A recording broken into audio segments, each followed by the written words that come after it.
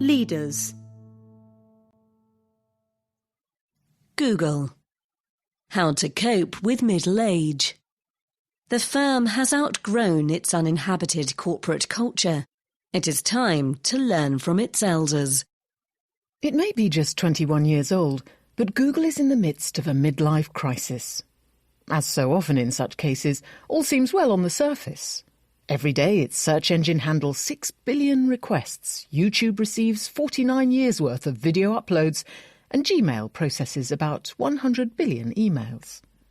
Thanks to its dominance of online advertising, Google's parent company Alphabet made a profit of $34 billion last year.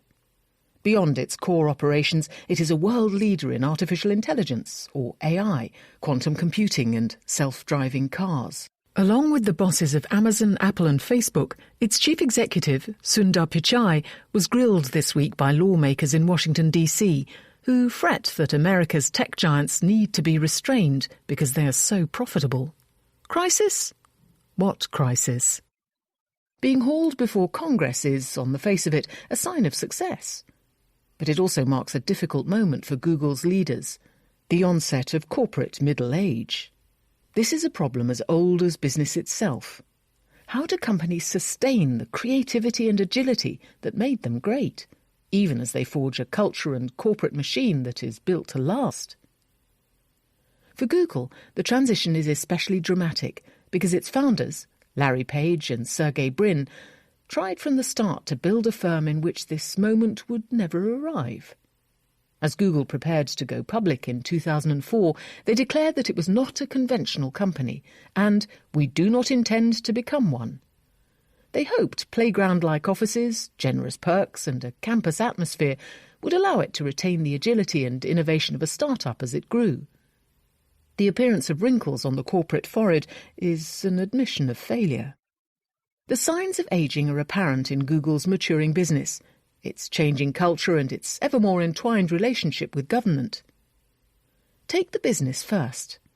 The firm is running up against growth constraints in its near monopolies of search and online advertising tools. Its market share in search ads is around 90%. Unearthing other gold mines has proved difficult. None of the ambitious moonshot projects into which Alphabet has poured billions, such as delivery drones and robots, has been a breakout success. To keep growing, Google is having to try to muscle in on the turf occupied by big tech rivals, such as cloud computing and enterprise software and services. The cultural challenge is fuzzier, but no less urgent for a firm that is proud of its unusual corporate character. The freewheeling ethos that was so successful in Google's early days has become a liability. It works much less well at scale. Google now has nearly 120,000 employees, and even more temporary contractors.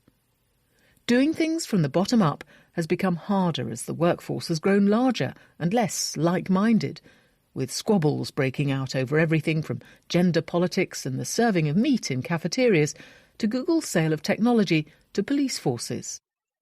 The third sign of lost youth, the attention of trust-busters, has long looked inevitable.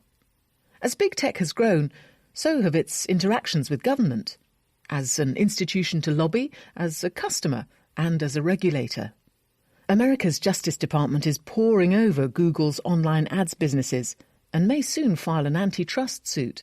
Scrutiny is unlikely to wane as the tech titans break out of their silos and compete more. Indeed, regulators may take it as a sign of broadening power. How should Google respond? To be both innovative and mature is a hard trick to pull off. History is littered with failed attempts. In giving it a go, the firm has to decide who it puts its faith in: managers, investors, or geeks. The first route would involve taking a strong dose of managerial medicine to become a more tightly run conglomerate.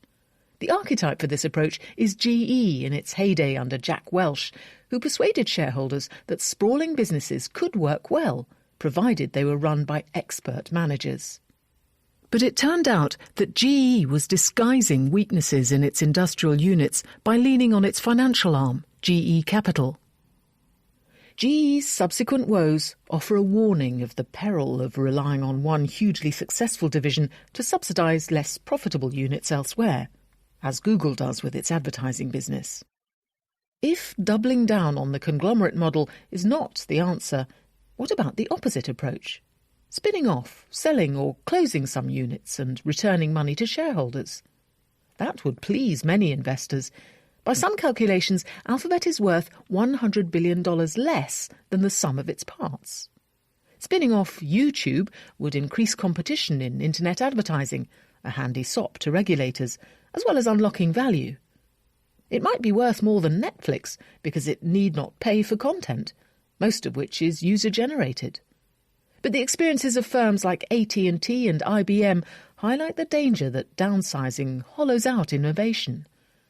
And while Google might hope to retain its distinctive culture in whittled-down form, the truth is that no matter how much it wants to be as youthful and free-spirited as Peter Pan, it is no longer a startup. That leaves trusting the geeks.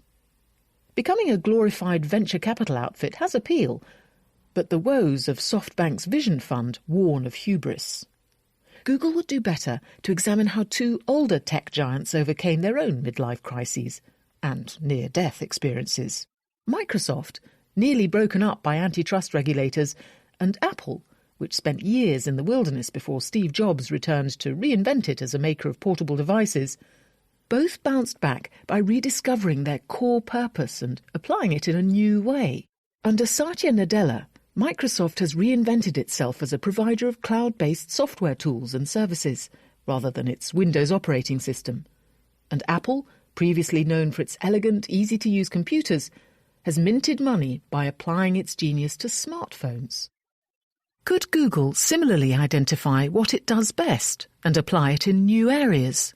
It could decide its mission is helping consumers trade their personal data for goods and services, or using AI to solve more of the world's problems, or being the data processor of net-enabled gadgets. At the moment, it is betting on almost everything. Indiscipline can lead to unexpected innovations, but more often saps vitality. Google's best way forward is to follow the advice often given to victims of a midlife crisis. Slim down, decide what matters, and follow the dream.